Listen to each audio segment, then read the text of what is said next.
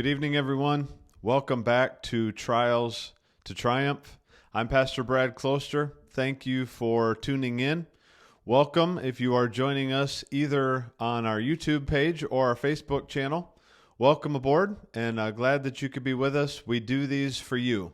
We want these to be a blessing. We want them to be helpful. We want to bring you strength and encouragement, and may these be helpful in your Christian walk. And so we're glad to have you with us. Whether you're part of our church family or not, you are welcome in this time together. So thank you for joining us. Some of you may be watching us live, or you may be watching this video at a later time. Either way, we're glad to have you here. We have been talking about now the power of potential, because we've talked a little bit, well, a lot. We talked for quite a few months, really, about how God uses ordinary people to do extraordinary things. And the transition from that is that we have to believe that you and I have the potential for God to do those same things for us. And so that's where we find ourselves now, discussing the fact that we have potential and there's great power in the potential that God has for us. And I want to bring you a verse tonight that shows the specifics of how much potential an individual has and how much God knows exactly who you are and what you need.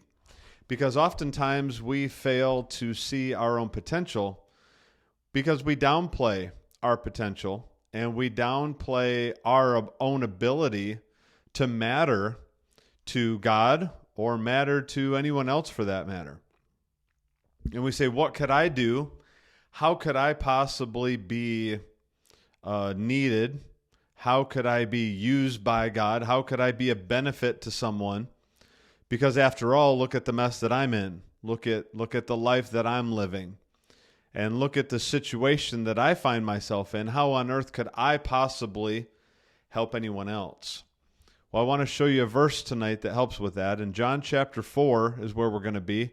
Maybe you're able to take a look at this verse with me, or maybe you can look at this later, but make record of this verse and this section of verses, and it's a great example of how God can use anybody. John chapter 4, starting in verse 1, tells a story about how Jesus had an encounter with the Samaritan woman at a well. And I love verse 4 because there's a little phrase in verse 4 that if you're not careful, you'll read right past it. And it says, he needed to go through Samaria. Now, geographically, he didn't need to go through Samaria. Geographically, he could have, where he was going, he could have cut right by Samaria, and that never would have been on his journey. But something, he knew that he needed to be there, not because he needed to travel that route, but because there was somebody there who needed him. And so he needed to go through Samaria, and he met this Samaritan woman at the well. Now, I don't have nearly enough time to read all of these verses to you because it goes quite a ways. In fact, you could start reading from verse 1 all the way down to like verse 42, and it will give you the account of this encounter that Jesus had with this woman. But the bottom line is this woman was living in sin. She'd had multiple husbands, and the man she was living with now she wasn't married to. And Jesus ministered to her and changed her life and changed her heart. And I want you to see, and that's a whole story in and of itself, but I want you to see the power of potential here. I want you to see what happens when God sees the potential in one person regardless of their background, because if there was anybody that had a difficult background, it was this lady.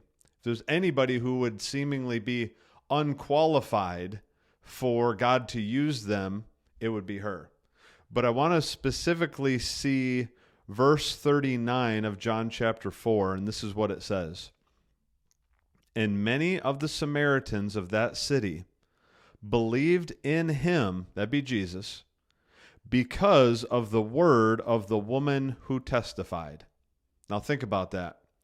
This woman, this Samaritan woman, she's the one, her life is not right, Her heart has not been right. She's been living with men and doing things she shouldn't do.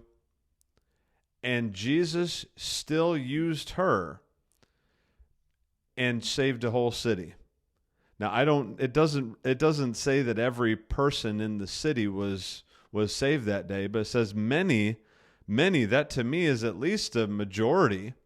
Many of the Samaritans of that city believed. Why? Because that's where she lived. She had the potential to affect her community.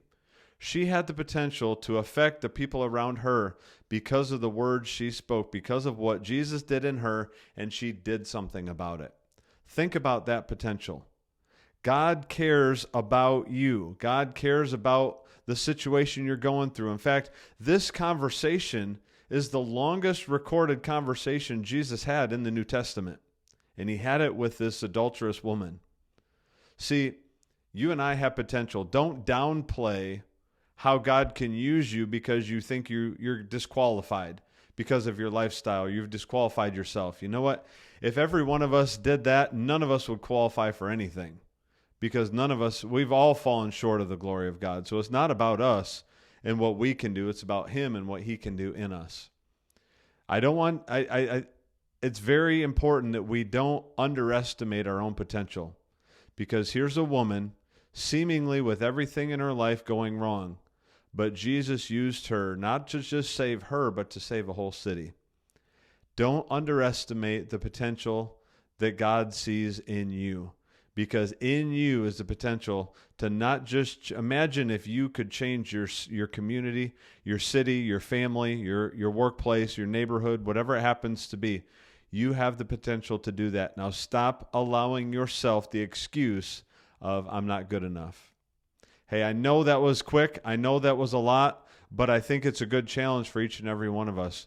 Don't allow ourselves the excuse of not being good enough. God wants to use you, and God wants to do great things through you. You have potential, and I need you to recognize that, because you can move from the trial into the triumph that God has for you. Hey, thanks for joining me. I sure appreciate your time. We'll see you again next time on Trials to Triumph.